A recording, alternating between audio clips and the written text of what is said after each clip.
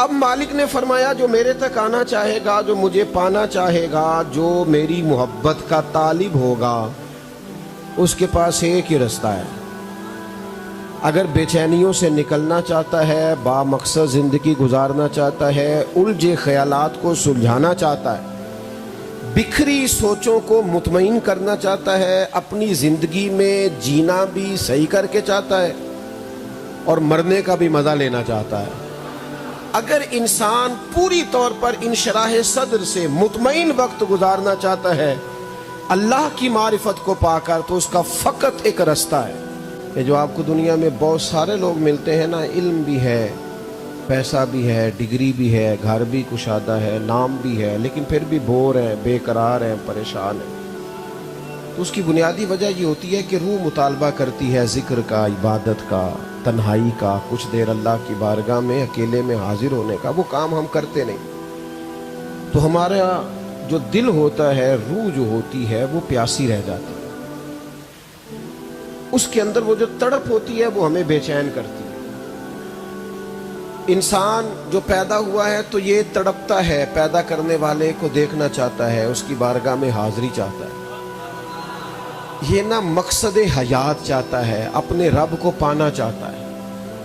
یہ پڑھا لکھا ہو یا ان پڑھ ہو، غریب ہو یا امیر ہو، دل کے کسی نہ کسی نہا خانے میں یہ خواہش پیدا کرتا ہے کہ میری نہ میرے پیدا کرنے والے سے، میرے مالک سے، مجھے نوازنے والے سے میری ملاقات ہو۔ اور آپ خوش ہوں گے بات سن کے کہ نبی پاک علیہ السلام نے فرمایا تم میں سے جو رب سے ملنے کا شوق رکھتا ہے نا، اللہ بھی اس کی ملاقات کو پسند فرماتا ہے۔ یعنی اس شوق کو پیدا کرنا، اپنے دل کے اندر یہ لگن پیدا کرنا کہ اس سے ملنا ہے۔ صحابہ کرام علیہم رضوان کی ایک جماعت حضور کی خدمت میں آئی تھی اور انہوں نے آ کے عرض کیا تھا کہ یا رسول اللہ صلی اللہ تعالیٰ علیہ وسلم، ایک زمانے سے ہم سجدے کرتے ہیں، عبادتیں کرتے ہیں، تسبیحات پڑھتے ہیں، حتیٰ کہ جہاد میں جا کے جانیں بھی قربان کرتے ہیں۔ یا رسول اللہ صلی اللہ تعالیٰ علیہ وسلم، اب ہمارا اپنے رب سے ملنے کو جی چاہتا ہے۔ صحابہ نے حضور کی بارگاہ میں جب عرض کیا نا کہ ہمارا اپنے رب کو دیکھنے کو جی چاہتا ہے، یہ شوق بڑا پیارا ہے اگر پیدا ہو جائے تو۔ ہمارے اندر شوق تو ہوتے ہی ہے نا، اور کوئی نہ ہو تو فوٹو کا ہی ہوتا ہے۔ یعنی مجھ سے اب دوست مجاہدہ پوچھتے ہیں نا جی کوئی عمل بتائیں، تو میں کہتا ہوں 30 منٹ موبائل کو ہاتھ نہیں لگانا۔ دیکھیں میں کتنی دور سے آیا ہوں، پھر بھی موبائل دیکھ رہے ہیں، مجھے نہیں دیکھ رہے۔ کتنا کوفت والا مسئلہ ہے۔ اور بھائی اور بھی غم ہے زمانے میں محبت کے سوا۔ عزیز بھائی بات پر توجہ فرمائیں آپ۔ صحابہ نے عرض کی یا رسول اللہ صلی اللہ تعالیٰ علیہ وسلم، رب سے ملنے کو جی چاہتا ہے، اسے دیکھنا چاہتے ہیں، تیرے عشق کی انتہا چاہتا ہوں، میری سادگی دیکھ کیا چاہتا ہوں، میرا ذرا سا تو دل ہے مگر شوق اتنا، میں وہی لن ترانی سنا چاہتا ہوں۔ حضور اس سے ملنا چاہتے ہیں، اس کی زیارت کو جی چاہتا ہے۔ جب صحابہ نے درد سے آ کے بات، جذباتی نعرہ نہیں، لوگوں کو خوش کرنے کے لیے، داد لینے کے لیے کوئی اچھا شعر نہیں، بلکہ انہوں نے اپنے جذبات کا جب اظہار کیا نا کہ مالک سے ملنا چاہتے ہیں، اللہ تعالیٰ نے قرآن مجید نازل فرمایا، فرمایا وَإِذَا سَأَلَكَ عِبَادِي أَنِّي فَإِنِّي قَرِيبٌ، فرمایا محبوب جب میرے بندے آپ کے پاس آ کے میرے بارے میں پوچھے تو ان سے فرما دے میں ان کے قریب ہی ہوں، وہ جب دعا مانگیں گے میں قبول کروں گا۔ نبی کریم صلی اللہ تعالیٰ علیہ وسلم کے غلاموں، اللہ کو پانا، اس کی معرفت کو حاصل کرنا، اس کی بارگاہ تک، یہ انسان کا طبعی تقاضا ہے، نہیں کرے گا تو بے چین رہے گا۔ بڑے بڑے علماء، علم، منطق، فلسفہ، جغرافیہ، بدیع، معانی، اصول، تفسیر، لیکن پھر بنا سارا کچھ ہونے کے باوجود کسی درویش کے پاس جا کے بیٹھ گئے، اس لیے کہ وہ جو تڑپ تھی نا کہ وہ ملے، وہ جو لذت ہے نا، دو عالم سے کرتی ہے بیگانہ دل کو، عجب چیز ہے لذت آشنائی، وہ لے گئی جگہ جگہ ان لوگوں کو۔ انسان چاہتا ہے، اللہ تعالیٰ نے نا انسان کے چونکہ وجود میں طلب رکھی ہے، اپنی ذات کی معرفت کی، اپنے شوق کی، تو پھر مالک کو پتہ تھا یہ رجوع بھی کریں گے، توجہ بھی کریں گے، تو اللہ تعالیٰ نے اپنے بندوں کے لیے آسانی فرمائی۔ میری طرف دیکھیے گا، اللہ نے اپنے بندوں پر آسانی فرمائی اور انبیاء کرام کو دنیا میں مبعوث فرمایا۔ اللہ تبارک و تعالیٰ کی ذات اور معرفت کا سب سے بڑا، اہم اور واحد راستہ رب تک جانے کا وہ اللہ کے انبیاء ہیں۔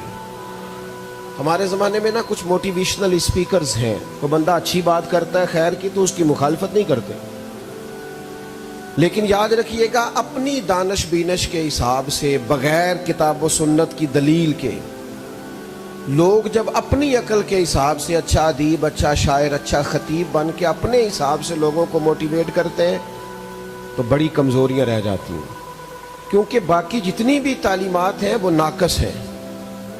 ایک کی تعلیم کامل ہوتی ہے جو وحی الہی کے ذریعے ہوتی ہے، جو انبیاء فرماتے ہیں۔ انبیاء کرام لوگوں کو دین کی طرف بلاتے رہے، رغبت دیتے رہے، اور ان کے دور میں بڑے بڑے اولیاء ہوئے۔ حضرت سلیمان علیہ السلام کے جناب آصف بن برقیہ کو دیکھیں، آپ حضرت موسیٰ کے زمانے میں اس مومن کو دیکھیں جس کا تذکرہ قرآن مجید فرماتا ہے۔ تو بڑے سارے لوگ ہوئے جنہوں نے معرفت الہی کو پایا، قریب گئے۔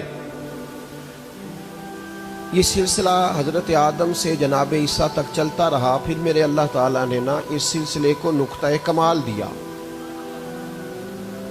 اور اس کو نقطہ انتہا پر پہنچا کر اس سلسلے کو ختم فرمایا، اور سب سے آخر میں رسول رحمت تشریف لائے۔ اب مالک نے فرمایا جو میرے تک آنا چاہے گا، جو مجھے پانا چاہے گا، جو میری محبت کا طالب ہوگا، اس کے پاس ایک ہی رستہ ہے۔ اگر بے چینیوں سے نکلنا چاہتا ہے، با مقصد زندگی گزارنا چاہتا ہے، الجھے خیالات کو سلجھانا چاہتا ہے، بکھری سوچوں کو مطمئن کرنا چاہتا ہے، اپنی زندگی میں جینا بھی صحیح کر کے چاہتا ہے اور مرنے کا بھی مزہ لینا چاہتا ہے، اگر انسان پوری طور پر انشراح صدر سے مطمئن وقت گزارنا چاہتا ہے اللہ کی معرفت کو پا کر، تو اس کا فقط ایک رستہ ہے، قل ان کنتم تحبون اللہ فاتبعونی یحببکم اللہ۔ فرمایا محبوب ان سے فرما دے اگر یہ رب سے محبت کرنا چاہتے ہیں تو آپ ان سے کہیں میری پیروی کریں۔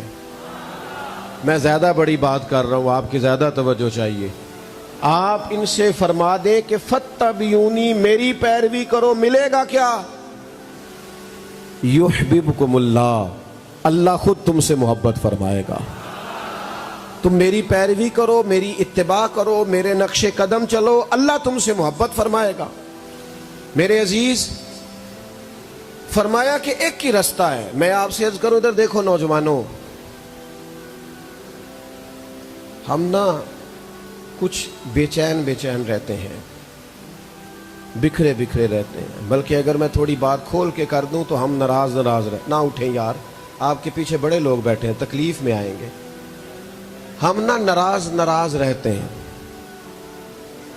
آپ کسی شخص سے بھی پوچھیں گے نا، بالخصوص میرے ملک میں تو مسئلہ بن گیا ہے، شکوے، حالانکہ اتنی زیادہ آزمائش نہیں جتنے لوگ شکوے کرتے ہیں۔ دکھ ہیں پر وہ غریبوں کے، اچھا دکھی زیادہ غریب ہیں اور شکوے زیادہ امیر کر رہے ہیں، یہ بھی عجیب پریشانی ہے۔ تکلیف میں ماڑے ہیں اور تبصرے تگڑے کر رہے ہیں۔ بھئی آپ کا تو مسئلہ ہی کوئی نہیں، آپ کس بات کے لیے تبصرے کر رہے ہیں؟ آپ بلا وجہ کمزوریاں ڈھونڈ کے لا رہے ہیں، حالانکہ آپ کا تو وہ مسئلہ ہی نہیں ہے جس مسئلے میں عام آدمی الجھا ہوا ہے۔ عام دام برسر مطلب ہم رہتے ہیں ناراض لوگوں کے درمیان۔ ہمیں ضرورت ہے کہ ہم اپنے لیے کوئی روحانی آسودگی کا سامان کریں، معرفت الہی، اللہ کی محبت، اس کی طرف بڑھیں۔ ہم کیا کرتے ہیں؟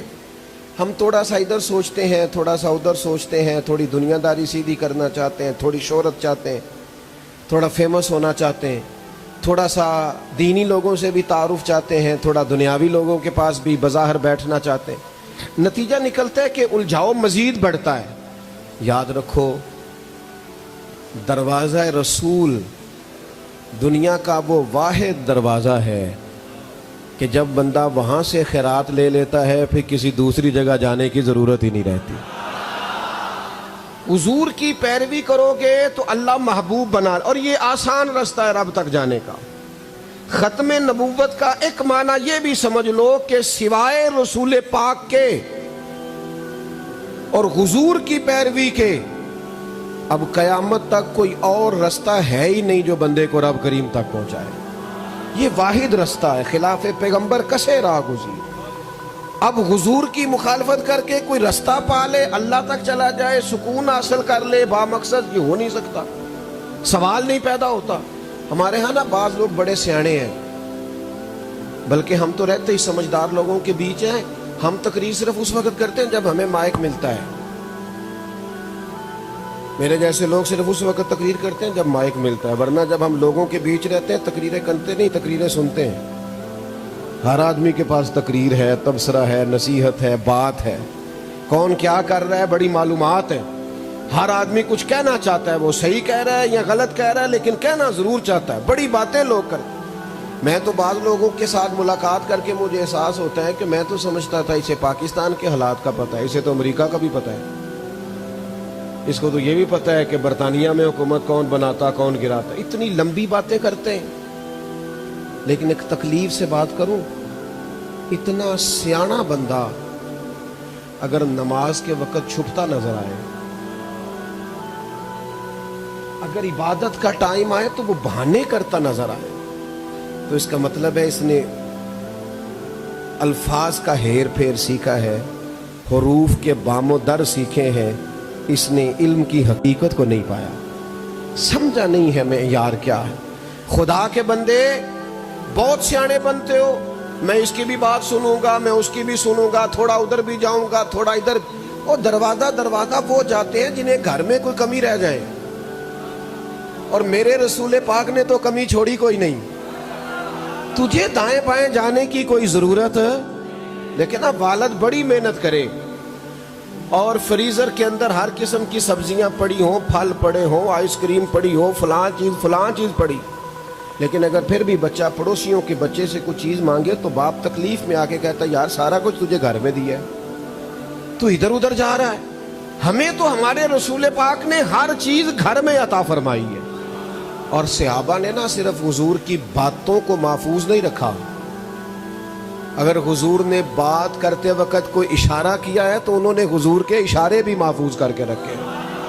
یوں 2 انگلیاں کر کے نبی پاک نے فرمایا تھا میں اور یتیم کی پرورش کرنے والا، میں اور یتیم کی پرورش کرنے والا یوں مل کے جنت میں جائیں گے۔ وہ کیسی عظیم جماعت تھی میرے نبی کے صحابہ کی، جنہوں نے حضور کے لفظ بھی محفوظ کر کے ہمیں سنائے ہیں اور حضور کا وہ مقدس اشارہ بھی محفوظ کر کے ہمیں سنایا ہے۔ یوں کر کے بات کی تھی حضور۔ میرے عزیزوں، ہر چیز ہمارے دین، دنیا میں جو لوگ جن کے فیصلے بڑے ٹھیک رہے اور جن کے عمل کے اثرات بڑے مضبوط رہے، ان لوگوں میں ایک بڑا نام حضرت عمر فاروق کا ہے۔ یعنی سیدنا فاروق اعظم رضی اللہ تعالیٰ عنہ ایک صاحب الرائے آدمی تھے، اللہ نے ان کے فیصلوں میں، ان کی گفتگو میں برکت رکھی تھی۔ انہوں نے جس چیز کا قیام فرمایا اللہ نے اس میں برکت پیدا کر دی، اور حضور نے ان کے علم کی گواہی بھی دی۔ محبوب فرماتے ہیں میں نے خواب دیکھی ہے کہ میں نے دودھ پی کے بچا ہوا دودھ عمر کو دیا ہے، اور یہ اس بات کی دلیل ہے کہ اللہ میرے علم کا فیضان عمر کو عطا فرمائے گا۔ اتنا بڑا آدمی، آپ کی زیادہ توجہ ہے میری بات پر؟ نوجوان ایک دفعہ پھر غور کریں، مجھے آپ کے پسینے نظر آ رہے ہیں، بڑی جلدی بات ختم کرنے لگا ہوں۔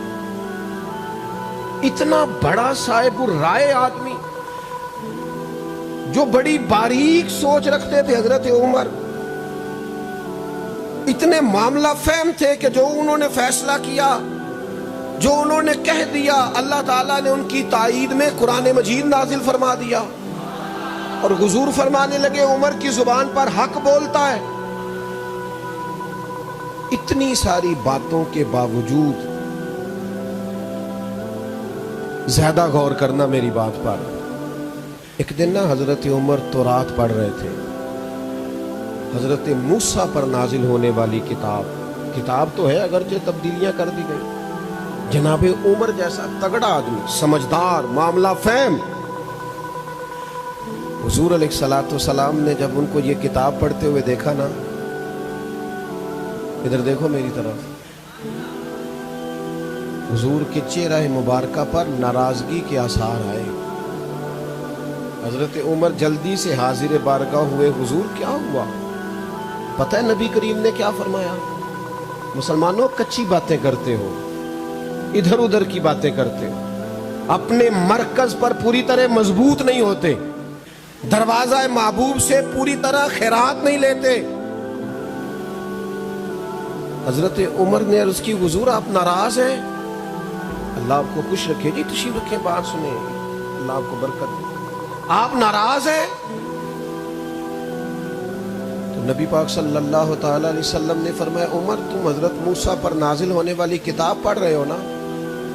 حضور فرمانے لگے, قسم ہے مجھے اللہ کی عزت کی, اگر آج حضرت موسیٰ حیات ظاہری میں ہوتے تو میرا کلمہ پڑھ کے میرے دین پر عمل کرتے. تمہیں دائیں بائیں جانے کی ضرورت ہے. پتہ ہے چور کب آتا ہے؟ جب چوکیدار سو جاتا ہے اور جب کوئی دروازہ کھلا رہ جاتا ہے. ہمارے بچوں کی ذہنوں کی سطح پر نہ کچھ سوال اٹھتے ہیں اور ہم اس کے جواب میں انہیں ڈانٹ دیتے ہیں, اس سے زیادہ دقت پیدا ہوتی ہے. ہم چونکہ بزرگوں کی بات نہیں کرتا, میرے جیسے لوگ چونکہ ان کا بڑا نام ہوتا ہے تو کوئی سوال کسی انسان کی سطح ذہن پر ابھرتا ہے تو ہم ڈانٹ دیتے ہیں. خدا کے بندے, ختم نبوت کا مسئلہ تو وہ تھا جو بچے کو باپ کو اپنی گود میں بٹھا کے سمجھا دینا چاہیے تھا. حضور کے صحابہ اور اہل بیت کی عظمت کا مسئلہ اتنا ضروری تھا کہ باپ کو چاہیے تھا اپنے بچے کو گود میں بٹھا کے سمجھا دیتا. لیکن میں کیا کروں, میری ملت کے جوان کے پاس دوستوں کے لیے ٹائم ہے, سیر کے لیے وقت ہے, آنے جانے کے لیے وقت ہے, لیکن اپنے گھر والوں کو دینے کے لیے تو وقت ہی کوئی نہیں. بچوں کے پاس تو بیٹھتے ہی نہیں, ان کے سوالات تو لیتے ہی نہیں, ان کے جوابات تو تراشتے ہی نہیں, انہیں ان چیزوں پر قائل ہی نہیں کرتے جو بیچارے الجھ جاتے ہیں. نتیجہ کیا نکلتا ہے؟ جس طرح کا انہیں کوئی قائل کرتا ہے وہ ہو جاتے ہیں. خدا را حضور کی ذات گرامی کے ساتھ اپنی کامل وابستگی. میں نے کہا تھا میں نے باتیں زیادہ نہیں کرنی. ہمارے ہاں پتہ کیا ہوا ہے, سنت شریعت کا مفہوم بھی لوگوں نے یہ سمجھ لیا ہے کہ صرف داڑھی پگڑی مسواک سنت ہے. میں نے الحمدللہ کبھی بچپن میں کالج کے زمانے میں بھی داڑھی نہیں کٹوائی, مجھے خط بھی نہیں کرانا پڑتا, میں نے شروع سے رکھی ہوئی ہے. اور مجھے اب وہ سن یاد نہیں جب سے میں امامہ باندھ رہا ہوں, اور میں کپڑے بھی آپ دیکھ لیں, اور کوشش ہے یہ اللہ تعالیٰ, اور یہ عظیم سنتیں ہیں, داڑھی پگڑی امامہ عظیم سنت ہے. لیکن میرے بھائی صرف داڑھی پگڑی ہی سنت نہیں, سچ بولنا بھی نبی پاک کی سنت ہے. ہاں, دیانتداری بھی حضور کی سنت ہے. امامہ, داڑھی, پگڑی, میٹھا کھانا, یہ تو لوگوں کو بعد میں پتہ چلا ہے. حضور کی جس سنت کا لوگوں کو سب سے پہلے تعارف ہوا تھا وہ تو صادق اور امین ہونا ہے. اور تو سچی نہ بولے, تو دیانتداری کا مظاہرہ ہی نہ کرے. میرے اسا فرمایا کرتے تھے, میں بزرگوں کو چھوڑ کے اپنے جیسے طالب علموں کی بات کرتا ہوں, کسی کو روانہ کرتے مسجد میں نماز پڑھانے کے لیے تو فرماتے, مولانا تم نے ممبر پر بیٹھ کے اعلان کیا ہے کہ کل 2:15 بجے جماعت کھڑی ہوگی جمعے کی, پھر 2:16 کیوں ہوئے؟ تمہیں کس نے اجازت دی؟ تم محتاط بات کرتے, کہتے 2:15 بجے تک آ جانا, مناسب وقت پہ جماعت کھڑی ہو جائے گی. تم نے وعدہ کیا اور پھر تم اس پر کمزور پڑے, کیوں پڑے؟ یہاں تو میرے بھائی MNA کا امیدوار ہے اور کئی دفعہ وہ نامزد ہوتا ہوا آ رہا ہے, اور جو آدمی اپنی جیب سے اس کو پیسے جمع کرا کے اس کے پوسٹر بنواتا ہے, جلسہ کرواتا ہے, اور اپنے دل پر اس کی فوٹو سٹیکر لگائے ہوئے ہیں. MNA کا امیدوار اندر تقریر کر رہا ہے اور اس کا سپورٹر گلی میں گھوم رہا ہو, بھائی جا کے تیرا لیڈر تقریر کر رہا ہے, تقریر سن. وہ جواب کہہ دیتا, کہتا ہے جھوٹ بول رہے سارے, کیا سنوں, پتہ تو ہے. تو جب قوم کے بڑوں کا یہ حال ہو کہ وہ کہے ہم نے تو سیاسی بیان دیا, رات کہیں ہو اور سویرے کہیں ہو, سچ کا مزاج. میں ایسے لوگوں کو بھی جانتا ہوں جن کی بیوی تڑپ کے کہتی ہے پیسے تھوڑے دیا کر، ایک جوڑے میں گزارا کر لوں گی، میرے ساتھ سچ تو بول۔ ماں کہتی ہے پتر نہ مجھے تو عمرہ کرانا، پر روز جھوٹے وعدے کیوں کرتا ہے؟ تیرا اعتماد ختم ہو گیا، سچ بولے اپنی زندگی میں، دیانتداری اختیار کرے۔ اور سنو، جس طرح مسواک سے دانت صاف کرنا حضور کی سنت ہے نا، دل صاف رکھنا بھی نبی پاک کی سنت ہے۔ ناراض ہو گئے آپ؟ گھورنا شروع کر دیا نا کچھ لوگوں نے مجھے۔ گھورے نہیں یار، جا رہا ہوں بس۔ اور بھائی دل صاف رکھنا بھی حضور کی سنت ہے۔ دل دریا سمندروں ڈونگے، کون دلاں دیاں جانے، 14 طبق میرے دلے دے اندر، تے میں تنبو وانگوں تانے۔ او بھائی تیرا دل بہت بڑا ہو، دریا کی مانند ہو، اس میں حوصلہ ہو۔ یہ کیا بات ہوئی ساری زندگی تعریفیں ہی سننا؟ ہمت پیدا کر، تنقید سننے کا بھی حوصلہ پیدا کر، تیرے اندر جرت ہو۔ ہمارے حضرت صاحب فرمایا کرتے تھے اپنے دشمنوں کی باتیں غور سے سنا کرو، وہ تمہاری غلطیاں ڈھونڈ ڈھونڈ کے لاتے ہیں، وہ تمہیں سنورنے کا موقع دیتے ہیں۔ غور کرو کیا کہتے ہیں، زیادہ توجہ کرو۔ کمزور پڑ گئے ہم، با ہمت زندگی، دل بڑا رکھیں، اس میں گنجائش رکھیں۔ ہاں کوئی بد عقیدہ ہے، بد مذہب ہے، وہ بات الگ ہے، لیکن اپنوں کے حق میں تو رحماء بینہم، اپنے اندر وہ خاص حسن پیدا کریں۔ دیکھیں نا ترمذی شریف پڑھیں، نبی پاک علیہ السلام نے فرمایا اے میرے بیٹے، اے انس، تم سے ہو سکے تو صبح اس حال میں کرنا کہ تمہارے دل میں کسی کا بغض نہ ہو۔ حضور فرمانے لگے یہ میری سنت ہے، یہ بھی میری سنت ہے۔ دل صاف رکھنا بھی حضور کی، اور ایک بڑی ادا اور عرض کر کے بات سمیٹنے کی طرف آتا ہوں۔ ہر روز ہم کہتے ہیں حکومت عوام کا خیال نہیں کرتی، اور کرتی بھی نہیں، لیکن سچ بچانا ہم ایک دوسرے کا خیال کرتے ہیں؟ ہمیں نا آہستہ آہستہ خود غرض بنایا گیا۔ ہمیں کہا جاتا ہے کہ میرا کیا فائدہ اس میں، تیرا کیا فائدہ، ہر کام اپنا فائدہ دیکھ کے کرو گے۔ کچھ چیزوں پر تھوڑی سی اپنی طبیعت کے اندر نرمی بھی لائیں، قرار بھی پیدا کریں، تھوڑی توانائی۔ یہاں ایک قاری صاحب ہیں مجمع میں بیٹھے ہوئے، آپ کے علاقے سے ہی تعلق رکھتے ہیں لیکن اب یہاں ہوتے نہیں، دور ہوتے ہیں۔ میں کہا کرتا ہوں ہمارے شریف قاری صاحب۔ مجھے ایک دوست کہنے لگے کہ قاری صاحب کا کیا معاملہ ہے، جب بھی آپ سے کوئی بات کرتے ہیں آپ مان جاتے ہیں۔ میں کہوں جتنے تم پہنچنا چاہنے ہیں جی کوئی گل بھی نہیں، تو کسی اور چکر میں ہے۔ کچھ بندوں کے مزاجوں میں نفاست ہوتی ہے، اس نفاست کا حسن انسان کو قائل کرتا ہے۔ جن لوگوں کے اندر کسی قسم کی کسی کے بارے میں کوئی عداوت نہیں ہوتی، سب کو لے کے چلنے کے قائل ہوتے ہیں، اپنی طبیعت میں بوجھ کو اسی کسے دے کچھ بھی نہیں لگ دے تے نہ کوئی ساڈا دردی، نالے اٹھ بلیا چلو تھے بسیے جتھے بستے نہیں سارے ہی اندھے، نہ کوئی ساڈی ذات پچھانے نہ کوئی سانو مننے۔ کوئی ضروری ہے ہر وقت تیرے سامنے لوگ ہاتھ باندھ کے کھڑے رہے؟ ساری زندگی مخدوم بننے کا شوق ضروری ہے؟ کہیں خادم بن کے بھی وقت گزار، کہیں مان بھی جایا کر، کہیں تھوڑا سا اپنے دل کے اندر گنجائش بھی پیدا کر۔ لیکن خدا جانے کس طرح کا زمانہ آیا ہے، زندگی میں وہ عجیب لمحہ تھا، وہ میرے ساتھ تھا پر میں تنہا تھا۔ ساتھ رہ کے بھی لوگ ساتھ نہیں ہوتے، ساتھ بیٹھ کر بھی لوگ ساتھ نہیں ہوتے۔ گنجائش پیدا کریں اپنی طبیعت۔ بات کو سمیٹتا ہوں، دوسروں کا احساس۔ ایک دروازے کے سامنے رات کو ہوم ڈیلیوری والا پیزا لیے کھڑا ہے، برگر شوارما 10,000 روپے کا، اور اسی کے ساتھ اسی امیر آدمی کے ملازم کا کوارٹر ہے۔ تو اس نے اگلے دن صبح ہی کہا ہے کہ سر جی اگر 8,000 مل جائے تو میرا بل جمع ہو جائے گا، ایڈوانس چاہیے۔ تو وہ جس کے بچے اسے بغیر پوچھے رات کو کھانا منگوا لیتے ہیں نا، اس سے پوچھتے ہی نہیں، وہ اپنے ملازم کو تربیت دے رہا ہے کہ اپنے خرچے کم کر، چلو وہ تو ہم کو کہے کافر، اللہ کی مرضی ہے۔ او خدا کے بندو، تو اپنا ماحول دیکھ اور تو دوسرے کے بارے میں بھی تو احساس پیدا کر۔ حضرت عائشہ صدیقہ رضی اللہ تعالیٰ عنہ فرماتی ہیں، میری طرف دیکھنا جی، ایک دن حضور فرمانے لگے عائشہ جب مجھ سے راضی ہوتی ہو پھر بھی مجھے پتہ چل جاتا ہے، اور جب آپ ناراض ہوتی ہیں پھر بھی پتہ چل جاتا ہے۔ میں نے عرض کی حضور میرے ماں باپ قربان، میں اور آپ سے ناراض، تو ذرا دیکھنا حضور کا احساس کرنے کا طریقہ۔ حضور فرمانے لگے عائشہ جب تم راضی ہوتی ہو نا تو پھر کہتی ہو مجھے رب محمد کی قسم ہو، اور جب تمہارے دل میں کوئی بات ہوتی ہے پھر کہتی ہو جناب ابراہیم کے رب کی قسم۔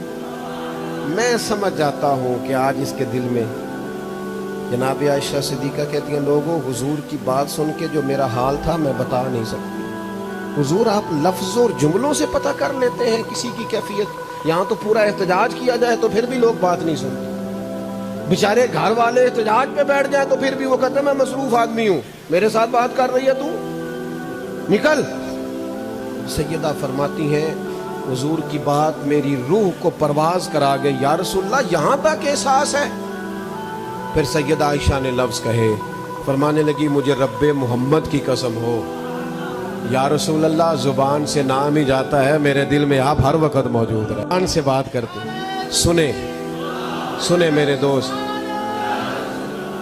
ایک بات تو میں نے یہ عرض کی کہ اللہ کی محبت اور معرفت کے سوالی بنو، اور پھر اس کا واحد ذریعہ نبی پاک کی ذات ہے۔ کسی اور رستے سے آؤ گے تو راہ ملے گی، اور حضور کی راہ کیا ہے؟ فقط امامہ، داڑھی، مسواک، ان چیزوں میں سنت کو، یہ بھی عظیم سنت ہے، لیکن فقط انہی کے اندر آؤ گے تو معاملہ حل نہیں ہوگا، بلکہ دل کو بھی صاف کرنا ہے، زبان کو بھی سچا کرنا ہے، رزق کو بھی دیانت داری والا کرنا ہے، اور دوسروں کا احساس بھی پیدا کرنا ہے۔ دعا کرتا ہوں جو کہا ہے اللہ قبول فرمائے، اور گفتگو کے دوران جہاں